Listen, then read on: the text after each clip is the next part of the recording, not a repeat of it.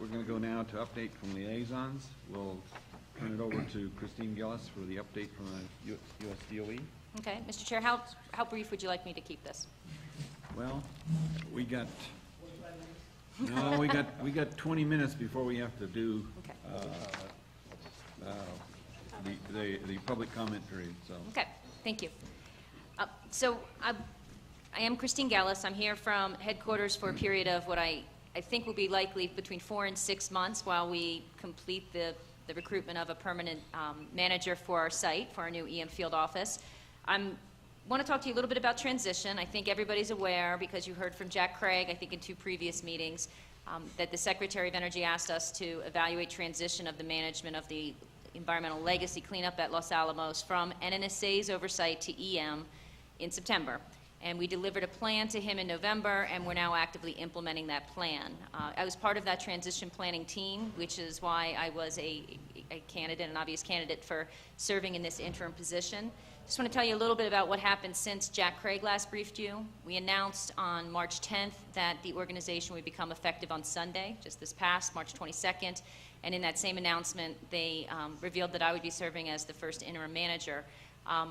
We also, well, I should tell you, I arrived here in New Mexico on Sunday, so I got busy work early on Monday, and it's been a whirlwind, and I'm really happy and very excited about this opportunity.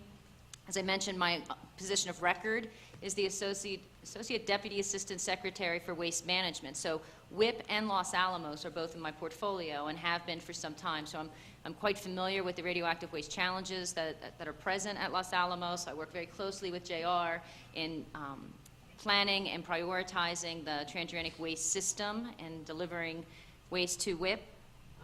I think, you hear me if I take my finger off of that? It wasn't staying on, It won't go on to the video though if you don't speak to the mic. Okay, so I'll hold my finger here. Push the red button. It's okay. If It's you okay. push the red button, it'll go on, and you're gonna go. All right, I'll try. Okay, so I don't want you to think that I replaced Pete Majori. Pete is a still very, very important player in this transition. He remains actively involved. He's going to be on detail to Kim Lieback's office. He will be my immediate counterpart here on site as we work to ensure that this very complex transition is conducted in a smooth way. I'm sure many of you have lots of questions about it, and there's not time for me to share all those details now, but I'll be happy to fill in some blanks, on the sidelines of this, and I'm certain we'll be talking again in some future meetings about this.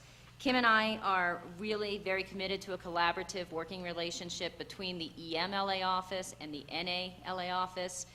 We've got a number of recurring meetings. We're going to be, I think, really very aligned throughout this process, and we need to be because we are sharing our contractor. We're working right now with Lands to try and negotiate and put in place a contractual relationship direct between the M&O and EM, and we refer to that as the bridge contract. We think it will have a term of between 18 and 24 months, and that's because that's the time we expect is required for us to conduct the planning for a competitive acquisition to award contracts, contractors or contractors. We expect there'll be more than one to conduct the future cleanup. So we expect we'll be having Lands implement all of the activities we talked about today through at least the end of fiscal year 16. And whether it goes beyond that is, again, a function of how long it takes us to conduct the acquisition planning. I think you're aware that on March 3rd there was an industry day. It was extremely well attended, and I think that's a testament to how much interest and how much strength and depth there is in northern New Mexico to perform these kinds of activities. It had greater participation than we had at a recent industry day associated with our Idaho cleanup project, which is a much larger project in dollar terms and in terms of complexity. So I'm really excited about all of these factors coming together, and I'm really looking forward to working with you in the upcoming months. I wanted to share just in a few moments what my vision is, and I noticed in one of your newsletters, the fall one, I think, that a number of you went out to see the Rocky Flats closure site, the wildlife refuge. That was a project that I was involved in when I first came to EM in 1999, and it was a wonderfully enriching and rewarding project to be part of, but the reason it was successful, I guess it was good because it was a success, right? But the reason it was really successful was because we had absolute alignment between the regulatory cleanup agreement and what drove our compliance milestones and requirements, a very detailed and high quality baseline, And then we received funding. That gave confidence to the appropriators to give us the funding that was necessary to complete it. And we used highly specialized, incentivized contracts to drive performance with a very strong federal organization at the site, paired up with headquarters to oversee and make sure it went well. And we're building all those pieces right now. By establishing an EM field office here at Los Alamos, we're bringing to bear the expertise that we used at Rocky Flats and at other sites. By going to performance-based contracts, we're replicating that model. You heard a little bit about the life cycle baseline we're putting in place. That's going to provide a basis for a very detailed definition of what has to happen, how to optimally sequence it so that we can complete it, understand what the resources are that were required, and if we use that as the basis for renegotiating the consent order, we could start to compel Congress to give us not only the funding we need for the baseline, but we will be able to communicate the significant schedule and cost benefits of accelerating work scope. I personally believe legacy cleanup at Los Alamos could be complete in a little more than a decade if we did it right and if we obtain the confidence of the folks who decide and allocate resources. We just have to put these pieces together. The challenging part is we're putting them all together simultaneously in a sort of dire situation, right? I mean, we're responding to what is known to be a hazardous situation with our nitrate salts. We're working to correct deficiencies that we and others have identified. We are looking forward to the final publication of the AIB report as well as the technical assessment team report. Both will be available very soon. The TAT before the AIB, but they are both very soon. And we'll just be continuing our business of responding to those deficiencies and making sure that we're strengthening our program. I know there was a lot of interest in the settlement, and my message to you is that we remain committed to settlement discussions. We're hopeful that they continue and arrive at a positive outcome, but we're not waiting for that. We are actively addressing the underlying causes that were identified in the compliance orders and in the AIB reports to date and in the self-assessments as well as in the IG and even our Office of Enforcement reports. I'm not going to go into much detail about landfill recovery actions because I know Randy's going to touch on that, but I just want to assure you that it's a priority for me. It's one of the reasons why I'm here and not back at headquarters kind of working to solve these issues from a significant distance. But I'm very confident we're really going to get through it. And the last thing I just want to restate, and you heard this from David Rhodes, we're also very committed to the protection of our valuable water resources here in northern New Mexico. And so you heard in the budget priority discussion that addressing the chromium plume, working to stop the migration of that plume, and then ultimately working to address and remove the contamination, that's a very high priority for us, and it's one that we're going to balance even while we're addressing the other necessary investments we have to make in the management of the transuranic waste inventory. And then we have the other water projects, protecting the surface water, the storm water, and then the stabilization remediation activities to do boundary protection. Exactly what and how much and how quickly we go on about those efforts is a function of our compliance requirements, and that's going to take continued partnership with our regulators. And it's not just the Environment Department, it's also EPA, but it's also very important that we restore our credibility with our stakeholders, with our local communities, and with our CAB members. So I'm just really excited to be here. I think I can bring a lot to the priorities here and the activities in the near term. And then I'll take back so much insight and appreciation for the complexity and how hard everybody is working to make landfill cleanup successful. Take that back to headquarters and hopefully be more effective even there when I return. So thank you very much, and I hope I didn't tax your time too much. Thank you. We appreciate it very much. Thank you. We're certainly happy that you're here to help this out. Is there any questions of Christine at this point from any of the members? That's interesting. Well, let's move on so we get all the meat of this situation going on. Update from LANL, Randy Erickson. Yeah, thank you, Mr. Chairman. As Christine alluded to, we are anxiously awaiting the AIB report and the technical assessment team report that will provide a very important basis for our path forward. And however, we have not been standing idle waiting for those documents as important as they are. We've been, well, first of all, we provided full support to the investigation to make sure that everything that the Accident Investigation Board needed, that we gave them immediate access to and cooperated fully with that investigation, because we also want to make sure that there's a full understanding of what went wrong and what needs to be done differently for future operations.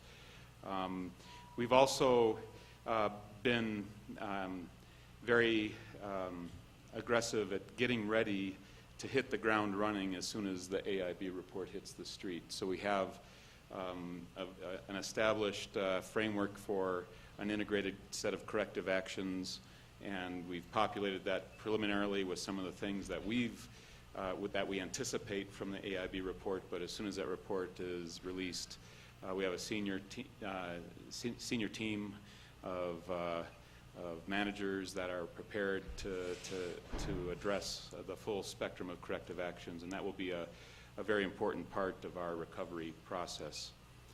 In addition, we've developed a preliminary recovery plan, and it's preliminary for a couple of reasons. One is, obviously, with the AIB report not out yet, there are aspects of the actions that we need to take that are not yet fully understood, and that will be folded into our preliminary plan as part of our corrective action process.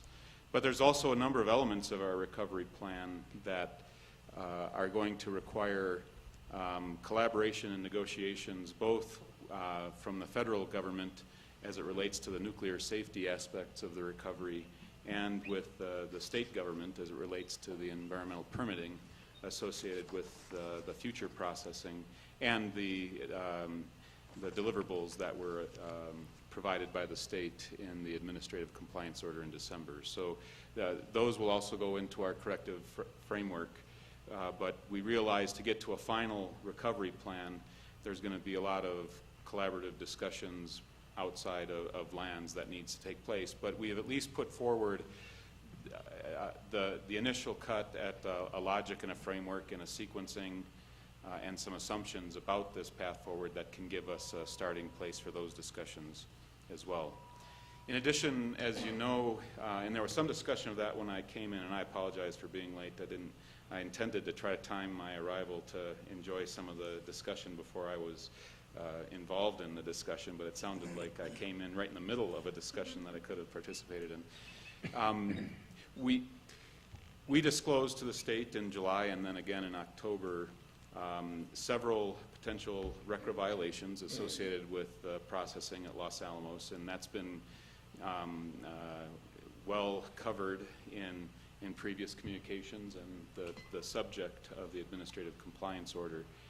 As a result of the recognized weaknesses that resulted in those non-compliances, we went back and looked at the history of waste processed at Los Alamos to see if those weaknesses crept in anywhere else, in other waste streams, other drums that were processed historically. And we went back comprehensively to look at all of going back to 2006, all of the procedures that were used to process all of the waste and all the versions of those procedures, and identified if there was any areas where the same weaknesses that happened in the nitrate salt waste may have happened in other waste streams.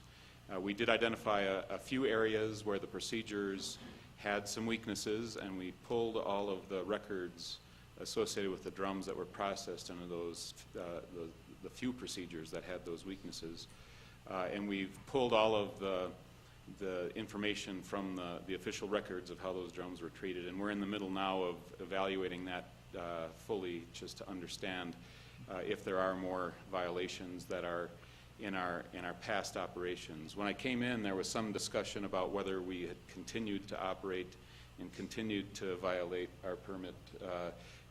When it was determined that there was a Los Alamos drum involved in the radiological release at WIPP, we immediately terminated the waste operations, and so there has been no ongoing infractions, if you will. But we are looking very carefully to see if there are any historic infractions in our extent of condition review, and importantly, trying to understand if any of those other areas could have resulted in some safety concerns. That's the most important aspect of this, is to make sure that we have one drum that breached at WIPP, is there any other areas of our historic processing that might represent a safety concern that would cause us to do, if you will, similar things than we've done with the nitrate salt drums to make sure that they're isolated from the accessible environment and protecting the workers and the public if there are any safety concerns. So that's an important aspect of what our activities have been in this interim period. We have broad-ranging support from across the laboratory as well as the parent companies that make up Los Alamos National Security. I've briefed the LAN's Board of Directors in terms of our activities and our internal investigations. I got full support from the Board of Governors for the importance of moving forward and reestablishing the waste operations, and anything we need from them. I've gotten a commitment that they will do anything within their power to help us move forward. And also across the laboratory director has made very strong statements about the need to work throughout the institution in this recovery process. I've been asked what kind of resources do I need to strengthen the team. And my first request, which was implemented within the last 2 weeks, is that because of the combination of materials that were that are in the nitrate salt drums at this point, unfortunately, I need expertise in potentially energetic materials.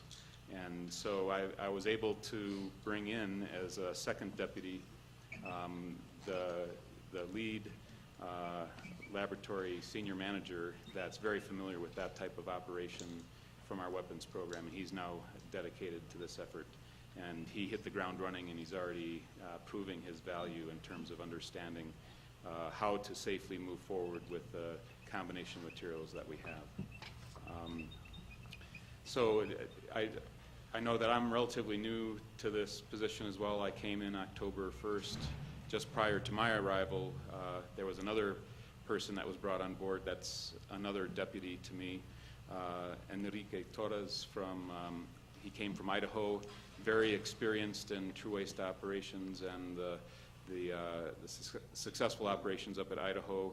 He's very well connected with the National True Program and the Carlsbad operations. He's been very effective at trying to help sort out how to make the improvements we need to have an effective waste management program going forward. So just to summarize briefly, anxiously awaiting the AIB report, very important for us to chart the course forward. I know everybody in this room is interested in that report. It will be well read very shortly after its release, and we're prepared to move out aggressively, fix what needs to be fixed, improve what needs to be improved, and reestablish the operations, and over time reestablish the credibility that's taken a hit as a result of this accident at WIP. Okay. Thank you, Randy. We're kind of pushed on time for public comment period. Are there any quick questions for Randy at this point? Okay, thank you, Randy. We appreciate that. If we could go on to the public comment period, because we like to keep that on schedule, and we'll take your. I'll be done in 4 minutes. Well, it's 2 minutes still, public comment. Do you mind if we put you off just a few? I don't think we have too many public comments. Okay, thanks, but at this time we'll take public comment period. We have one signed up, Scott Kovacs, and is there anybody else that would like to have some public comment at this time regarding this meeting? If so, step up after Scott. But we appreciate Scott coming forward and addressing this board. Thank you, Scott. Thank you, Mr. Chairman and members of the CAB. It's great to be here today. We've all been working hard this afternoon, so I'll keep it short. Although beautiful place, thanks, Manise. First off, my name is Scott Kovac with Nuclear Watch New Mexico, and I'd like to start by saying that we do support not having any fines come out of landfill cleanup. We need to, everybody needs to say that, I think, as many times as possible. We also, Nuclear Watch New Mexico also supports the supplemental environmental projects recommendation that's before the CAB. Maybe you're voting on it next week, but we support that one. It's a very good recommendation. We've also would like to say that we've heard that the redoing the consent order was only, and we've heard this from several different people, was only the schedule was going to be addressed, and all the items, you know, we were assured that all the items in the consent order were still going to be there when it's done. It's just the timing is going to be spaced out. So we hope that is to be the case. And I will remind everyone that the consent order was this fence-to-fence cleanup. I mean, it was the cleanup of the whole laboratory. And it was not risk-based, it was a fence-to-fence. So there's a little difference there. Somehow the risk-based cleanup has slipped into the discussion here.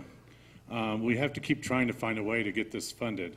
The focusing on the FY17 budget is a good way, because that's far enough out there that maybe we could have some impact by influencing that budget. Once the money gets appropriated, it's very, impossible to, very hard to get it switched from different programs.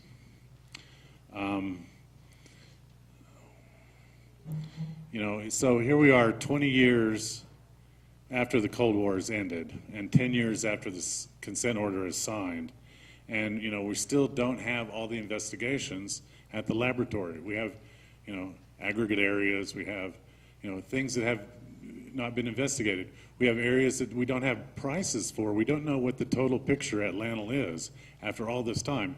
And that feeds into our priorities that we're trying to work on here. We don't know what the total cost is. We don't know, what the other priorities might be. We don't know what the other, areas that really have a lot to clean up that, is needed. We don't know what those are. So here we are, we're fighting over some scraps of money and sprinkling them around some, priorities. And this is what the consent order was meant to alleviate. We were trying to, force a schedule for cleanup that DOE would fund. And here we are, we're, consent order not working, kind of put on hold for after 10 years. And here we are, just kind of sprinkling money over different priorities. And what happens is we don't know, the question is if, we don't know, how today's choices affects tomorrow's, affects tomorrow's costs. We don't know, well, if we spend $255 million this year, how many billions does that save us in 10 years or 20 years, same for $400 million. How much does that save us? We just don't know these answers. So I appreciate the work we're all doing here. We need to push a little harder on getting funding, more funding, and more baselines and more investigations should all be done by now. Thank you. Thank you, Scott. We appreciate your comments. At this time, since there's no further public commenters, okay, we'll turn it over to Butch for addressing the NMED update. Thank you, Mr. Chairman. When I agreed to come to this meeting, I was told I didn't have to speak, so somebody lied to me. Somebody didn't tell it. First of all, I want to say how happy we are to have Allison working at the Environment Department. Your loss is our gain. She started work a week ago Monday. I came in the office about 10 minutes late because I knew she was starting that day and I wanted to be ready for her. Well, she'd already been there about 15 minutes by the time I got there. So she's a hard worker, obviously. She's usually there when I leave at 6 o'clock or whenever. So we're just happy to have her. I know that many of you know Katie Roberts. Some of you may not, but Katie, sitting back there, is relatively new. She's been with us about 3 or 4 months.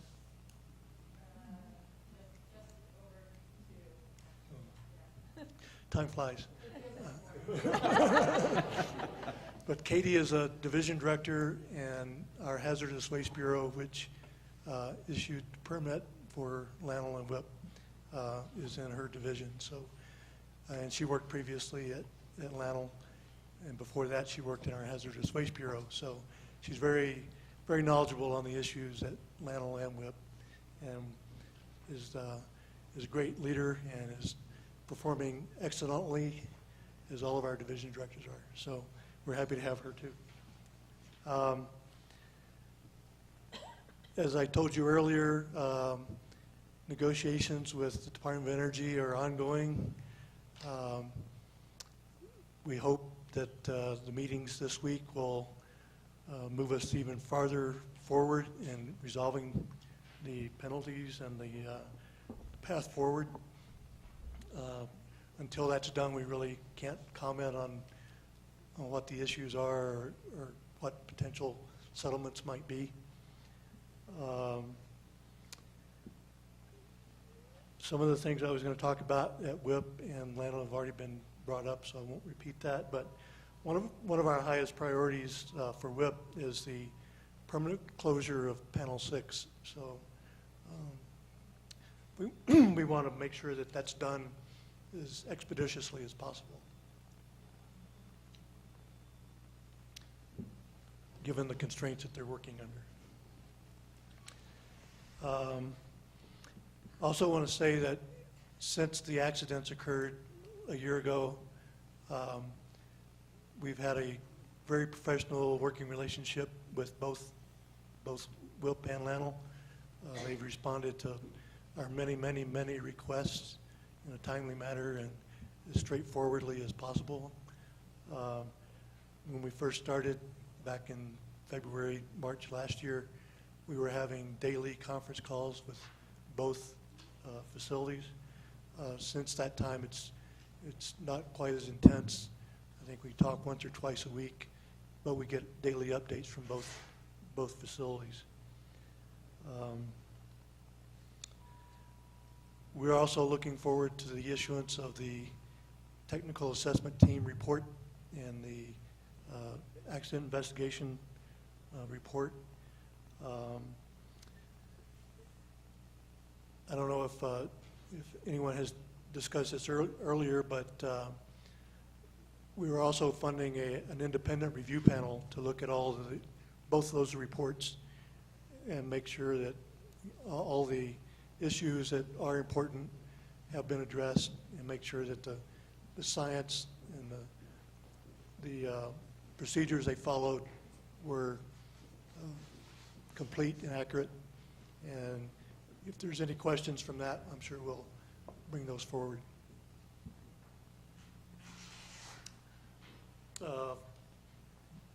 We totally agree with everyone else that the fines that were issued should not come out of the operating budget. I'm told that other states have weighed in on that issue as well. Tennessee, South Carolina, Idaho.